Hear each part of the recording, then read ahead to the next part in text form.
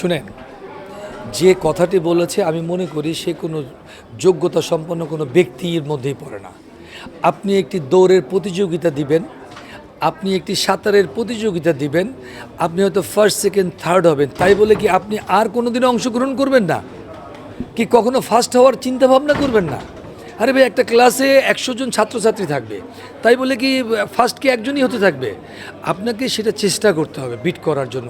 যে আমি বলবো যে তাই সেই মানুষটার প্রতিক্রিয়াটা এরকম হবে যে আপনারা আমাদের জন্য দোয়া করেন, আমি ভালো কাজ করার জন্য চেষ্টা করছি, ইনশাআল্লাহ আমি তাকে ছাড়িয়ে যাব, এটাই আমার হওয়া উচিত, তাই না? আমি চিন্তা করলাম যে কী ব্যাপার ভাই, তাকে কি ছাড়াতে পারবো? না ভাই, পারবো না ভাই, আমার সেই ক্ষমতা নেই।